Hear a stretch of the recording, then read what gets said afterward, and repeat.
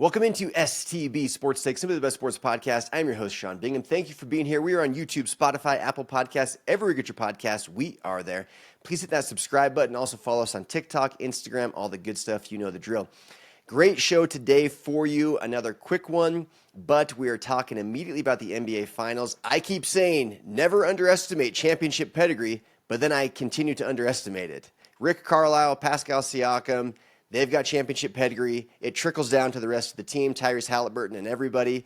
And I keep thinking the Pacers are going to go away, and they just don't go away. An absolute demolition derby in Game 6. The Indiana Pacers steamroll from start to finish. That game was never in question. I kept wanting it to be in question, and it just never was. So I love that this series is going 7. I hate that we had a blowout. It's much more fun when the games are close. It kind of reminded me of that game. I think it was like Game 4 in Chicago of the Jazz Bulls series in 98. I'd have to look that up and double check, but it was either 97 or 98. I'm pretty sure it was 98 because the Jazz had home court advantage that year. Anyway, the Bulls just destroyed the Jazz. They held them to like 50-something points, beat them by 40-something. I think it's still to this day the fewest points scored in the history of the NBA playoffs. I think it might be the fewest points scored in any game since the shot clock was invented. That's how badly the Bulls beat the Jazz, and I think Game 4 of the 98 Finals, but it kind of reminded me of that. The Thunder could just do nothing right. What's crazy is the Pacers offensively didn't even play that well. They shot like 35.7% from three, 36% from three, around 40-something percent from the field. Yeah, the Pacers shot 41% from the field, 36% from three, and 68% from the free throw line, and they won the game. Now, what's interesting, we talked last time about turnovers and how the Thunder are really good at forcing turnovers. Well, last night, the roles were reversed. The Thunder forced very few turnovers, the Pacers took care of the ball, and the Pacers forced a bunch of turnovers. The Pacers forced 21 turnovers. So that was really the difference in the game because both teams shot relatively the same. The Thunder only shot 27% from three, so that was a big problem. But say you even give them another 3 or 4 3-pointers, they still lose that game. They lost by 17, but it was worse than that. There was just nobody playing or even trying hard for basically the entire fourth quarter. So crazy to think that the Thunder are this close to closing them out and just show up like that, like as flat as can be. I was watching with someone last night. He had a theory. He said, every time I see a team come out and play this amazing, it's like almost impossible for them to replicate it the following game. So I'm excited for Game 7 on Sunday. There's no better 2 words in sports than Game 7, right? So I'm really, really excited for Game 7 on Sunday. I do continue to think the Thunder will win the series. They're favored by 7.5. Now, an interesting thing, the Thunder are getting crushed against the spread on their away games this postseason. Vegas continues to put them as like -6, -7, whatever. And they never cover. In fact, last night they were -6.5 and they got beat by 17. So bet against the Thunder on the road, but there's only one game left of the whole season and it's at home. They are favored by 7.5 as of right now. We'll see if that holds up. I'd probably take the Pacers. I think it'll be closer than that, but who knows? I mean, this series has been, I was so right throughout the entire playoffs until this finals. I thought it would be Thunder in 5. And here we are in a Game 7, and who knows what will happen. Interesting note, Tyrese Halliburton looked totally fine. So now I'm questioning how much his calf was actually hurt for Game 5, and if he just played horrible or if he was really hurt, because he looked completely fine for Game 6, like no issues whatsoever. Still didn't have a stellar performance. In fact, if they were to win the series, who's going to be Finals MVP? Because Tyrese Halliburton has not played that great. I think there's a very good chance that it would be Pascal Siakam. Halliburton, of course, had that super clutch shot to win Game 1, which could prove to be the series. Honestly, this series is over if the Thunder can just hang on and win that Game 1, which they dominated from start to almost finish. With the last 2 minutes got away from them and it all unraveled. But outside of that game and that moment actually of that game, Halliburton hasn't really had a great series. Last night he was 5 of 12 shooting, 14 points, 5 assists, very pedestrian numbers. Siakam had 16 points, 13 rebounds, 3 assists. I do think right now maybe Siakam is the MVP of the series if the Pacers win. If the Thunder win, the clear finals MVP is Shai Gilgeous-Alexander. But if the Pacers win, it's not Tyrese Halliburton, actually. He had that heroic final shot in Game 1. But outside of that, he's clearly been outplayed by Pascal Siakam. Siakam leads the Pacers this series in points and rebounds and he is second in steals and blocks. The only thing Tyrese leads them in is assists, and it's not by much. He's having a below-average stat line for him. Pascal Siakam is already a champion, and if he wins this one and gets Finals MVP, where does that put him all time? Does that get him talked about in all-time conversations at some point? He certainly isn't mentioned now, but now all of a sudden you'd be looking at a two-time champion and a Finals MVP, and he was a key part of that other championship team with the Raptors. He wasn't the MVP, Kawhi Leonard was, but Pascal Siakam was right there, number 2. So, man, if you win a title as the number 2 guy and then win another title as the number 1 guy, that's something. That said, I got to stick with my pick, the Oklahoma City Thunder. I don't really have a dog in the fight other than I've picked the Thunder, and now I just want to be right. And so I'm sticking with the Thunder to win this series. Game 7 Sunday, I'm taking OKC. Last night was just an absolute classic example of a team being unable to close out another team that has the championship pedigree. It is insane how difficult it is for first-time teams who have never been there to close out teams who have been there. And that's what the Pacers are with Rick Carlisle and Pascal Siakam. They have been there. They're not going away easy. Tyrese Halliburton hasn't been there, but he's got that clutch gene, and they just came out to play. Defensively, the Pacers were phenomenal, and they took Game 6 right from the start and never looked back. So we'll see if the Thunder can get it done at home. That crowd's going to be berserk. Amazing environment. I'm going to take the Thunder. That's who I think will win. That's who I've thought will win this whole time. But the Pacers have my attention, and I will not be surprised if the Pacers win. But I'm taking the Thunder. All right, moving on. We got to go back to ring culture. I had some videos from the podcast, little clips I put on TikTok and Instagram. One of them's up over 115,000 views now on TikTok, which is really good for me. So if you don't follow me on TikTok, please do. STB.sports.take. Check us out. But it was all about LeBron's comments about ring culture and about the triangle offense and how I believe that he is trying to subtly diminish the legacies of Michael Jordan and even Kobe Bryant in an effort to make his legacy look bigger because he has fewer rings. So let's talk about how rings don't really matter that much. It's not the end-all, be-all. Well, no one says it's the end-all, be-all, but it is clearly very, very important. Well, he used Charles Barkley as an example of someone who's a great player who should be mentioned with the other greats. First off, he is mentioned with the other greats. Secondly, are you doing it just because he's got a strong voice in the media and you want him to start talking better about you? I kind of think maybe. Third, Barkley has himself already been on record basically understanding and supporting ring culture. Check it out. But those are the rules. Mm-hmm. It's like my rules. Hey, I'm in the Hall of Fame, but I'm in a different wing than the guys who won the championship. I mean, still in the Hall of Fame, though. I know, but I'm saying, though, Jack, hey, I understand. Mm-hmm. I understand the rules. Like, Charles are great. Karl Malone's great. Patrick Ewing's great. They're not at the table with Magic, Bird, LeBron, Kobe. It's levels to this shit. And I ain't mad at that. I understand that. Mm-hmm. Now, if I could have won a championship, I can go across the room. But the rules are the rules. We have to play by the rules. And this ain't got nothing with motherfuckers on TV who get paid to talk shit. Mm-hmm. We talking about players. Right. We talking about players.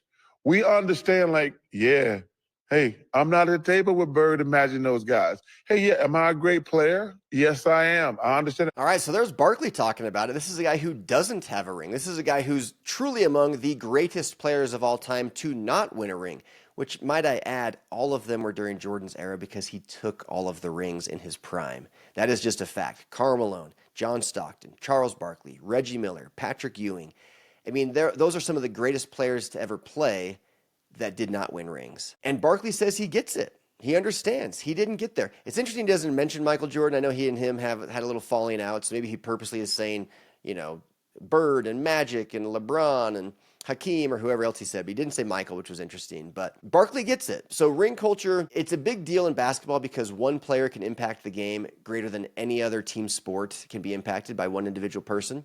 Quarterback in football is another example of where we really, really value rings, and it's because the quarterback matters more than any other position by far. It probably matters more than any other two positions combined by far. So quarterback gets the same scrutiny. If you don't win rings, we can't really put you in the same conversation as Tom Brady. And the other thing is, being the most talented is very different than being the greatest. You could make an argument that LeBron's more talented than Michael Jordan was. I personally don't think he was, even that. But I would at least listen to that argument and be okay with people thinking that. But there's no question that Michael is greater than LeBron. He just accomplished more. He just did. In fewer seasons, he has more championships, more MVPs, more finals MVPs, more defensive player of the years, more first team all defenses, more scoring titles, more steals titles, higher points per game, higher PER. He did all of this in fewer seasons. I don't know how you can even argue who the greatest is. Like, that is a massive list of accomplishments that are not longevity based. Those are dominance based that Jordan did in fewer attempts. So, I mean, the two greatest players of this generation, or two of the three, because Steph is there, two of the three greatest players of this generation are Kevin Durant and LeBron James. Michael Jordan has the same number of championships as those two combined, the same number of finals MVPs as those two combined, the same number of regular season MVPs as those two combined, more scoring titles than those two combined, more steals titles than those two combined, more first team all defenses than those two combined. I just don't know how you can even question that he's the greatest. It's just not even close. So that's my take on all of that. Barkley gets it. Barkley understands that rings are a huge part of it. And I think it's interesting to show that right after LeBron said that it's not a big deal and used Barkley as an example. Barkley's like, no, I get it. I'm not at the same table as them. And he shouldn't be. All right, another guy in the media that I recently criticized LeBron for maybe sucking up to a little bit was Gilbert Arenas. Gilbert Arenas goes on Threads and puts this. Check this out. His top 5 greatest players he's ever seen, not counting Jordan. In other words, Jordan is so clearly number one to Gilbert Arenas, who LeBron is recently saying is so great and kind of maybe trying to suck up to. Gilbert Arenas just weeks after that, or not even a couple weeks after that, goes on his Threads account and says, the greatest players I've ever seen with my own eyes, not counting Jordan, meaning he's far and away number one, so let's just put him in a different stratosphere or category as everybody else. The next greatest are Kobe, and there is no close second, he says. Kobe, there is no close second. But after that, he says Shaq, Allen Iverson, LeBron, Tim Duncan. So he has LeBron essentially 5th all time. Now, Allen Iverson being 4th, again, it's Jordan at the top, Kobe, Shaq, Allen Iverson. Allen Iverson's clearly not the 4th greatest player of all time, but he's saying the best that he's ever seen with his own eyes. So he's probably talking more about just overall skill and talent. Still, though, LeBron at 5, Jordan a clear far and away number 1, Kobe a clear far and away number 2. The next list down, LeBron barely makes the bottom of that. So this is what Gilbert Arenas, who played against LeBron, this is what he thinks of him.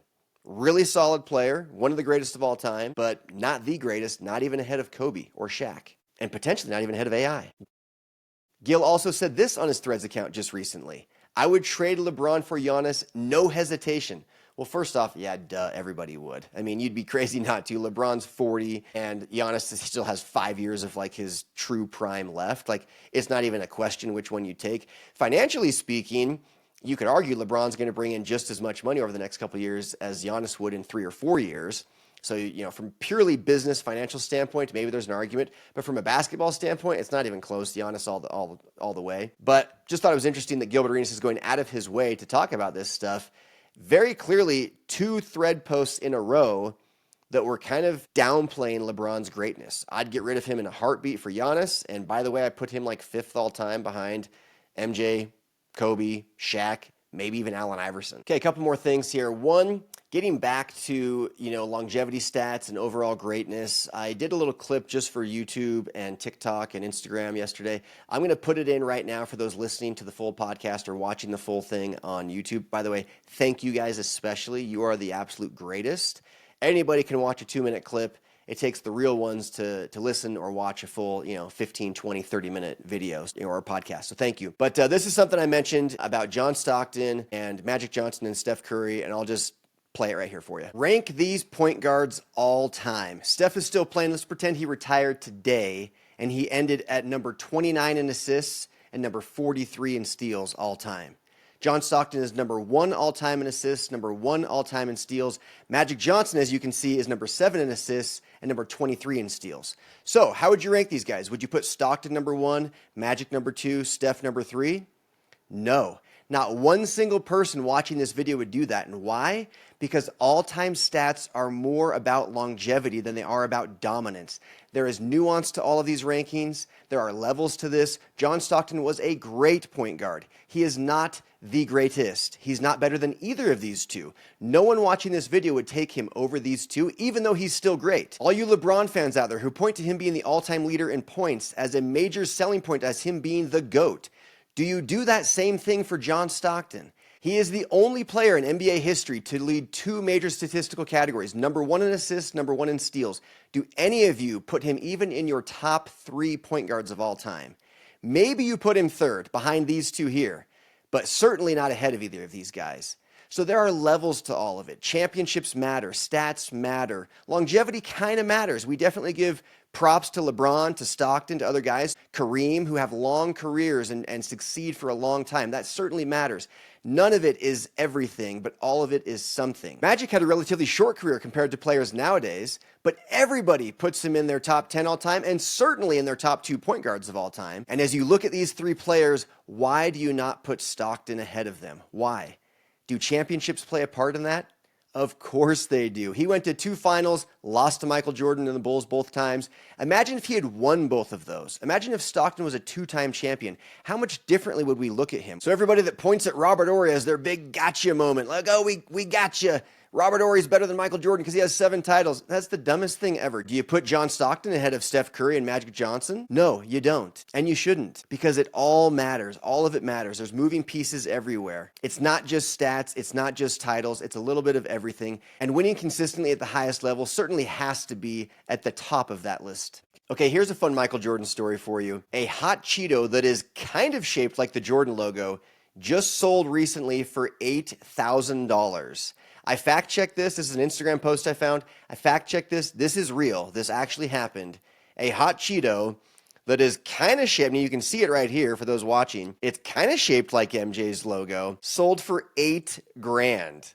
I don't know how long. I mean, these things have a lot of preservatives, so I guess it'll keep for a while. Maybe they do something to make sure it never loses its shape or whatever, because it is food, kind of. I mean, Cheetos aren't exactly the healthiest thing in the world, but they're going to do something to preserve this, I guess. And yeah, it's sold for $8,000.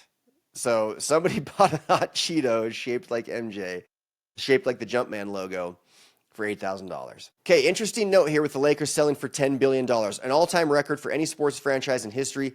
Mad props and kudos to the Buss family. This is insane. Great payday for them. Looks like the NBA is just on the up and up. The value of the franchises keeps going up. I know they just signed a new TV deal, but we've just seen in the last few years the Jazz sold, Michael Jordan sold the Hornets, Mark Cuban just sold the Mavericks, and now Jeannie Buss is selling the Lakers. Do these owners see something that I've been talking about for a while, which is that while the values continue to rise, the ratings continue to drop? Is that really a sustainable long-term model? Your ratings continue to drop, but yet the value of the franchises keeps going up. Could it be that Mark Cuban and the Miller family and Michael Jordan and Jeannie Buss, do they have the foresight of seeing, you know what, Adam Silver's taken this league to a space and the game is evolving to a space that I actually don't think that this is sustainable long term, and maybe the value of the franchises will start to go down. I hope I'm wrong, because I want the value and the product of the NBA to continue rising because it's one of my favorite leagues. But this is an interesting thing to think about. If you're confident it's only going up, why are you selling? Mark Cuban's a smart businessman. The Buss family, don't know as much about them, but they've run the most successful franchise in all of sports, in my opinion, for the last few decades. So I would say they're pretty freaking smart. Anyway, just food for thought. All right, last thing. LeBron James on his podcast again talking about changing the rules, the NBA, to 40 minutes from 48 and maybe implementing goaltending. Why is he saying this? What is his goal here? Again, I think a lot of what he says on his podcast has an underlying motive, kind of a hidden agenda. This is another one that just kind of piques my interest. It's kind of weird. Like, why does he want to lessen the games by 8 minutes? Why does he want to allow goaltending? It feels like it's to protect some of his records. I know. Call me crazy. Call me a hater. But does it feel like maybe he'd want these rules changed to protect some of his longevity stats and his records? Fewer minutes, you're allowed to goaltend. It's going to be a lot harder to score a lot of points. Just an interesting thought. I don't know. I just found it very weird that someone who's just played the last 20-something seasons, 22, 23 seasons in the NBA, now all of a sudden wants to allow goaltending and shorten the game by 8 minutes. That makes no sense to me. All right. That's all the time we have for today. Thank you for being here on STB Sports Take. Be sure to follow us on Instagram and TikTok, as well as on YouTube and Apple Podcasts and Spotify and everywhere you can. I am out. Peace.